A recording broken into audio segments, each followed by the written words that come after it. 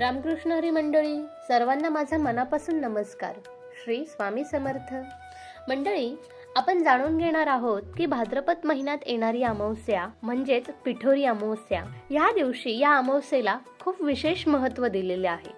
या वर्षी ही अमावस्या 22 ऑगस्ट रोजी साजरी करण्यात येणार आहे. तर या अमावस्येला नक्की काय केलं पाहिजे हे आपण या व्हिडिओमधून जाणून घेणार आहोत.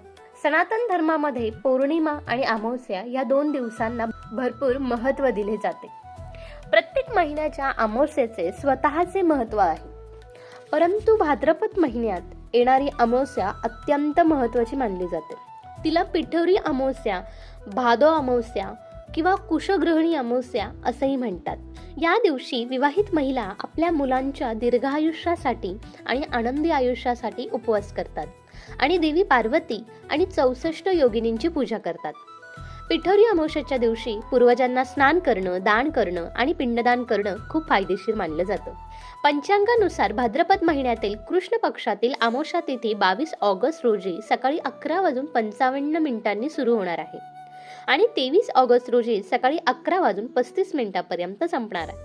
अशा परिस्थितीत 22 ऑगस्ट रोजी पिठोरी अमावस्येचे व्रत ठेवणं शुभ राहील. दुसरीकडे अमावस्येचं स्नान आणि दान 23 ऑगस्ट रोजी केलं जाईल. धार्मिक मान्यतेनुसार भाद्रपद अमावस्येला पिठोरी अमावस्या म्हणतात, कारण ह्या दिवशी 64 योगिनी आणि देवी पार्वतीची पूजा केली जाते.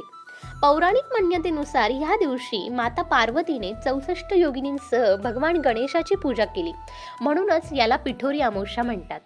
पिठोरी या शब्दाचा अर्थ पिठापासून बनवलेल्या मूर्त्या, म्हणूनच या दिवशी बहुतांश महिला पिठापासून 64 योगिनींची मूर्ती बनवतात आणि त्यांची पूजा करतात. यामुळेच देवी पार्वतीचा आशीर्वाद आपल्या कुटुंबावर आणि आपल्या मुलांवर राहतो. भाद्रपद अमावस्येला एवढे महत्त्व का आहे? कारण भाद्रपद अमावस्या ही पितृदर्पण, श्राद्ध आणि दान देण्यासाठी विशेष फलदायी मानली जाते. या दिवशी पूर्वजांच्या आत्म्यासाठी, शांतीसाठी प्रार्थना केली जाते. त्यांचे आशीर्वाद मिळवण्यासाठी विविध विधी देखील या दिवशी केल्या जातात, जेणेकरून त्यांच्या वंशजांना आशीर्वाद लाभावा. मंडळी, पिठोरी अमावस्याचे काही पौराणिक आणि धार्मिक कथांनुसार महत्त्व आहे. माता पार्वतीने भगवान इंद्राच्या पत्नीला पिठोरी अमावस्याची कथा सांगितली. असे मानले जाते की ह्या दिवशी व्रत केल्याने बलवान आणि बुद्धिमान पुत्र मिळतो.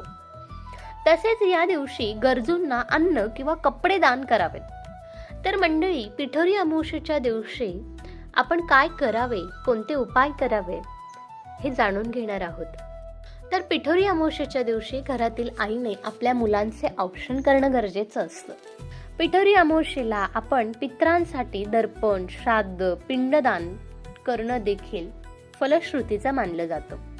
या दिवशी गंगेमध्ये स्नान करणं अधिक पवित्र मानलं जातं. पण जर समजा आपल्याला शक्य नसेल गंगा स्नान करणं, तर अशा वेळी आपण पिठोरी अमावस्येच्या दिवशी थोडंसं गंगाजल मिसळून त्या पाण्याने आपण स्नान करू शकतो. म्हणजेच अर्थात आपल्याला गंगा स्नानाचं पुण्यफल प्राप्त होतं. त्याचबरोबर या दिवशी गरीब आणि गरजूंना दान करणं देखील फार महत्त्वाचं मानलं जातं. ह्या दिवशी खऱ्या अर्थाने भगवद्गीतेचं पठण करणं महत्त्वाचं आहे. त्यानंतर तुमच्या क्षमतेनुसार तुम्ही गरिबांना अन्नदान करू शकता, हे देखील तितकंच महत्त्वाचं आहे. त्याचबरोबर पिठोरी अमावस्येच्या दिवशी आपण काही उपाय करू शकतो. पितृदोषापासून मुक्ती मिळवण्यासाठी यंत्रांची स्थापना करून आपण पूजा करू शकतो. त्याचबरोबर पिठोरी अमावस्येला गव्हाच्या पिठापासून 64 पिठोरे म्हणजे लहान गोळे करून गणपती समोर ठेवावे. नंतर ते गरीब ब्राह्मण किंवा मुलांना द्यावे. यामुळे संतती सुखी आणि निरोगी राहते असं मानलं जातं. पितृशांतीसाठी आपण या दिवशी तिळाच्या तेलाचा दिवा लावून पितरांसाठी पाणी, तांदूळ, तीळ व अन्न हे अर्पण करावं.